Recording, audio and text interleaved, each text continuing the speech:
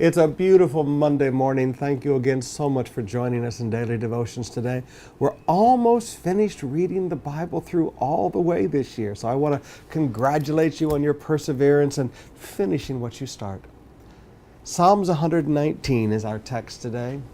We've been reading it for quite a few days. It's one of my favorite passages in the Bible. It's all about the Word of God. Let me read you one verse today. Verse 140. Your promises have been thoroughly tested, and your servant loves them.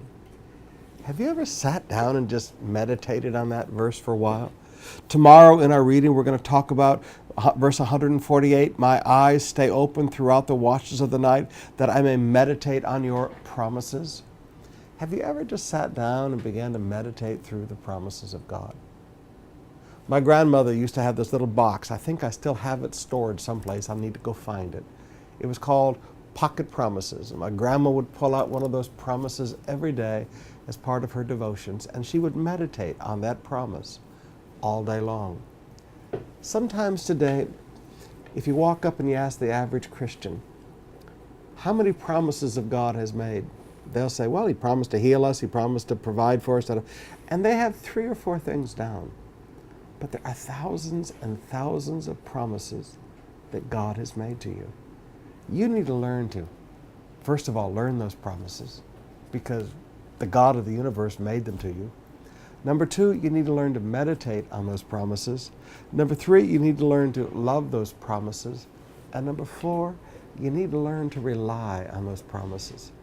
Those promises have been thoroughly tested. Long before you and long before I have ever lived, thousands of generations before us have tested the promises of God. We're not the first generation to believe God. And if Jesus tarries, we won't be the last generation. His promises have been thoroughly tested. So today, as you're reading through the Scriptures, see a promise that God has made and begin to meditate on it.